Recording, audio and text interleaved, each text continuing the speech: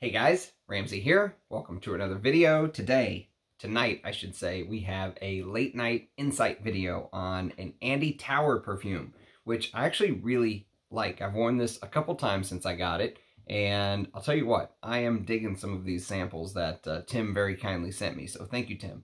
And this is called Incense Rose. So we're going to start with Incense Rose here. So you'll be hearing about more of these little samples because you guys know I own about 6 different Tower fragrances. I'm a huge fan of the brand. I'll do a family portrait one of these days. I don't think I've ever done a Tower family portrait, so that's on my list of videos to do. But this fragrance is very, very interesting. So Incense Rose came out in 2008, and it's one of a couple incense fragrances that Andy Tower has done. So right out of the gate, let me read you the little blurb from the brand of what they say, and then we'll talk a little bit about it because I get a little bit of a curveball. So it is an eau de parfum. Apparently, I know sometimes Andy Tower does eau de toilette, intense, eau de parfum, and extrait. So this one's eau de parfum, and it says, vibrant, rich, mysterious. Incense Rose is a mysterious fragrance, like a thick, flying oriental carpet with a floating rose petal, built around smoking frankincense with rose and citrus notes and dark balsamic resins. Okay, so the dark balsamic resins are in the base. And one thing I will tell you right out of the gate is if you see the name Incense Rose and you see the very first word is incense, right? And you want an out-and-out incense fragrance, just let me tell you right now, look elsewhere, okay? It turns into more of a incense fragrance as the hours tick by. But if you're someone who sort of sprays and judges, you won't like this if you're looking for an incense fragrance. In fact, I would urge you, if you are looking for an incense fragrance, to go with Incense Extreme. This is an old Andy Tower. This is what his original bottles look like in this stock bottle before he came out with his, you know, his Pentagon design, which I actually really like. I like his bottles a lot, and I like him as a perfumer. And so I think he does very good work. He's sort of the, I would say, like, photo child for a, you know, for the face of a proper niche brand, someone that sort of did it their own way, an artisanal house that just started on his own and grew it out necessarily. He did a fantastic job from starting from places like this to where he's at right now. So let's talk a little bit about Incense Rose. So the way that I describe this fragrance is that the opening is strange, weird, appalling, and appealing all at the same time, because there's this extremely strange note of clementine, okay? And the clementine is in the top, which is normal, right? What's not normal is that when you first spray, this clementine note is very overpowering. It almost goes into cleaning product territory for me. If you've ever smelled some of these cleaning products, these cleaning you know, floor cleaners, bathroom cleaners, something like that uses some sort of an orange-like smell. That clementine note for the first minute or two, dangerously close to cleaning product territory. However, there's never a point in this fragrance's development where I think that, man, that smells cheap, or even in those first couple minutes, which are very strange to me, I like it. I like what else is going on kind of in the background. I can see this, you know, framework behind what's happening, behind the orange cleaning like smell. And it doesn't, what's weird is that orange smell from the get-go doesn't have a traditional sweetness. When you see orange in a note listing, usually expect to smell like a sweet orange, right? This one is not that at all. It is, I would say, much more tart and bitter and rindy. Like, imagine taking an orange rind and grinding the rind out, right? And it starts out very bitter, and it actually gets sweeter as time goes on, but we'll talk a little bit about that. And then alongside that clementine note, which is honestly the star of the show for the first, I don't know, 15, 30 minutes, maybe even more, it's very strange, is this wild rose and incense note. So those are the two notes that you almost expect when you buy a fragrance called Incense Rose, right? But they're just sort of in the background. The clementine is stealing the show in the beginning. Very strange opening. Like I said, very strange and appealing at the same time. part of me is like, man, it seems unbalanced, but the other part of me is like, you know what, but I like it. It's kind of making you think, you know, it's not just giving you what it says on the tin right away. There's a little bit of a artistic aspect to this. So the floral note, or I should say the focal note on the first 10 minutes is that clementine for sure. And there's a blog that I actually read, a fragrance blog called Jean Rose, and she says that clementine in a perfume can have a piney turpentine-like smell. Very interesting assessment, because that is almost spot on what this clementine note smells like. This turpentinic cleaning-like product is almost how it comes across. Very bitter and, like I said, rindy and tart and citrusy, of course. It's mixed with bergamot, but I get a lot of clementine. And it's bang on what I smell, that piney turpentine-like smell. And actually, I think that the cold incense that's in here in the opening has more to do with that piney smell than the clementine does. You know, to my nose, you know, sort of that cleaner incense can sometimes come across as very lemony and piney. And I get some of that in the top, because when you first spray, it doesn't start off like a roaring, smoking incense. It starts off like a very clean incense, like you've just plucked it right out of the tree, right off of the tree, right? You pick the incense tier, the frankincense tier, right off the tree, right? And you're smelling it unburned, right? There's a little bit of that fresher aspect to the frankincense first. It later goes on into burn territory as the fragrance dries down, which we'll talk some more about. But what is crazy is I think the incense has more to do with that piney-like smell. But what I will say is this very tangy and crisp, rindy clementine just absolutely dominates the fragrance. I can't say it enough. For the first half an hour even, I would say. Half an hour to 45 minutes. I mean, my nose is just focused on this clementine note. It's absolutely insane. I can't take my proverbial eyes off of this clementine note. And it's crazy because it's like the spotlight has tried to move on to the other notes, and yet the clementine note is just stealing the show. Like, I can't stop watching her, you know, that kind of thing. The clementine is just front and center. Even though she's in the background for me, she's all I'm watching. And in the front, the spotlight is trying to focus on incense and rose, but I can't take my eyes off of clementine. And it's crazy because it is so out of left field and so unexpected, but it's such a, you know, when you first smell it, you think that, man, this is way out of place. This is almost unbalanced. How could Andy Tower release something like this that's this unbalanced with the clementine note just, you know, like a siren in the beginning?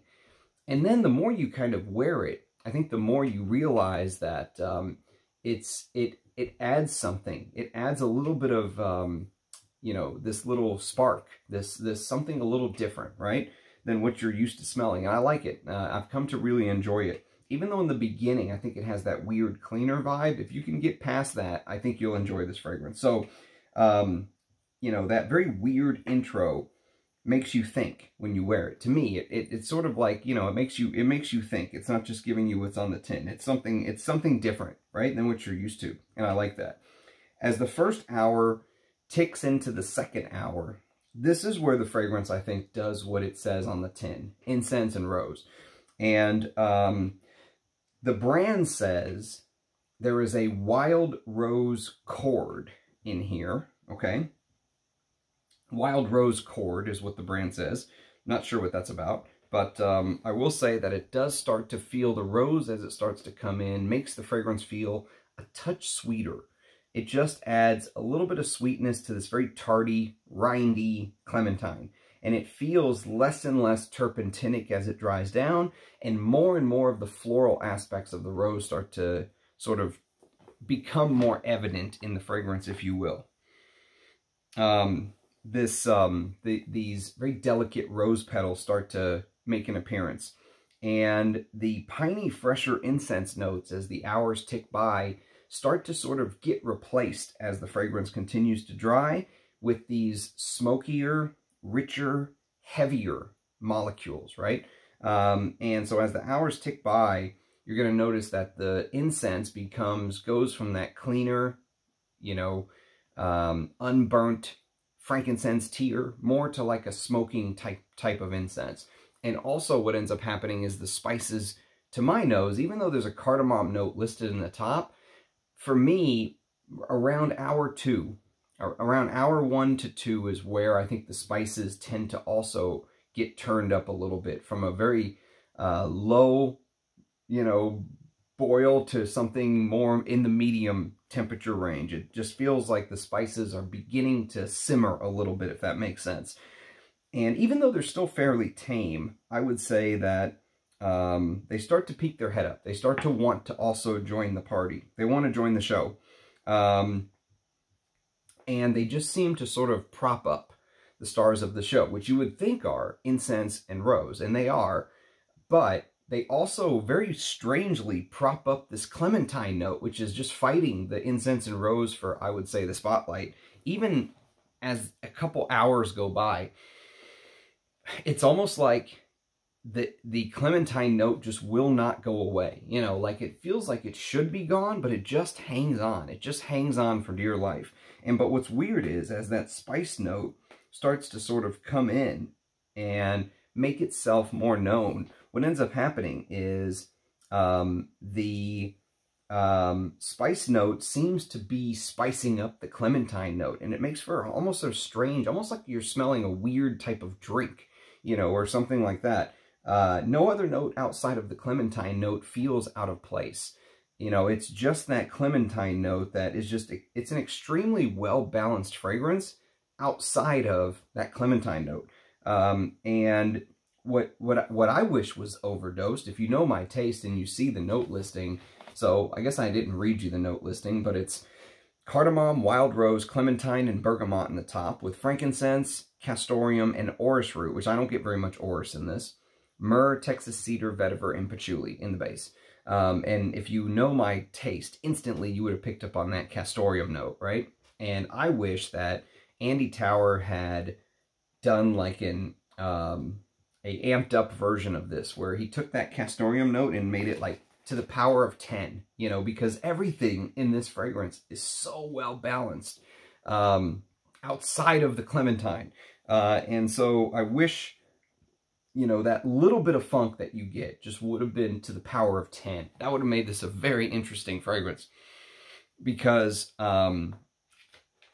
it's sort of this spicy sort of cardamom starts to come to the forefront, and the incense begins to turn smokier and more ash-like, and almost plume. Like the word that comes to mind as the incense begins to do its little transformation is plume-like. So like imagine being, imagine a fresh, almost shy incense, right?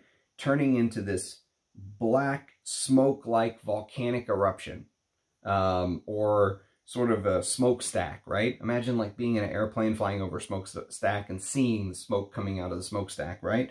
And then just imagine what the spice ends up doing as it continues to dry. Is just imagine that the spice almost feels like it adds, like you're just taking cardamom and doing like you would do pepper on a dish, right? And you're just pouring some pepper on top of the black smoke coming out of the smokestack. And it just sort of, whenever the cardamom hits it, it turns to, it just incinerates like a spice would over a flame. And so there's just this natural feel to the fragrance, because even though I think that this is a very impressionistic fragrance overall, what smells so natural is that rose note. And so what happens is the rose becomes more and more natural smelling, and the rest of the fragrance almost seems to become more and more impressionistic, if you will. The rose just adds this realism, this natural, fresh realism to the fragrance that is very welcome. It's a, you know, this is interesting perfume to me. This is something that there's many fragrances, like, you know, today, just randomly talking out loud, my scent of the day today was actually this. And if you know me, you know I hate the house of Byredo. I despise Byredo. They are one of my most hated niche houses, but somebody sent me this. Actually, A2 sent me this, so thank you, A2. And I wore it today as my scent of the day, as I will do when I get a new fragrance, because I want to know what it's about. This is 1996 by Byredo. Actually, their most popular fragrance, believe it or not. I think by sales, this is one of their most popular. And the first hour has a very interesting, you know, orris amber combo thing, which I like. I like smelling the orris and stuff like that, or the irisy feel with the amber. But it's nothing, it just sort of dries down to this vanillic, patchouli, ambery thing that, you know, while it's competent perfume, it doesn't really get me too interested, right? I enjoyed wearing it. Yes, it was, I enjoyed it more than I thought I would. I thought it was going to be like an, oh God, what is this? But I actually enjoyed wearing it. But this right here, Incense Rose, this is the type of fragrance where, you know, it would really sort of make you think the whole way through, right? And if you like the way Andy Tower does incense, and I do, I think he's an amazing perfumer of incense notes, if you will.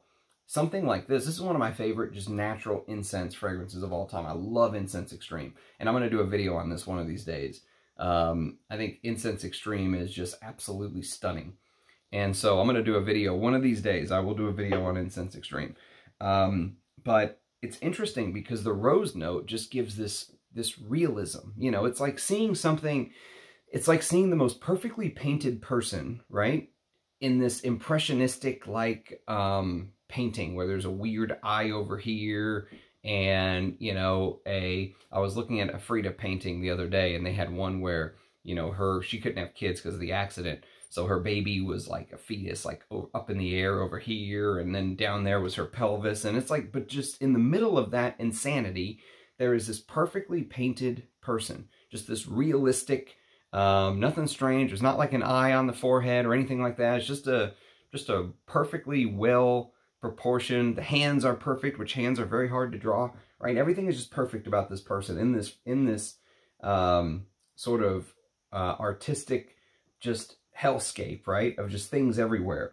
And there's this natural realism to the rose in here that when you set it against that backdrop of everything else that's going on in the fragrance, it just really stands out. It almost makes it seem even more realistic, if that makes sense, because of what's going on behind it.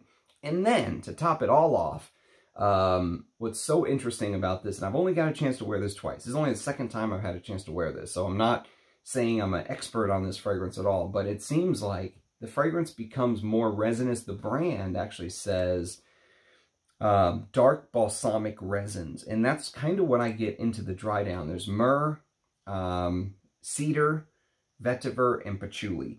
And so it almost turns into this resinous, woody dry down with the myrrh, cedar, vetiver, and some patchouli for this very little bit of just depth. You know, patchouli adds this depth to the, you know, it makes the fragrance feel heavier than I think it really is. And so you have this very light, airy, fresh, transparent, slightly fruity, slightly lemony, slightly powdery rose. Almost like you can just pick each petal off, you know, and smell it, and smell the petal. It's very, very realistic smelling rose to me as it goes on, right? In the beginning, you're going to get a lot of that clementine, like I said. But once the rose comes out, especially 2 or 3 hours in, 2, 3, 4 hours in is where this rose just absolutely shines on my skin.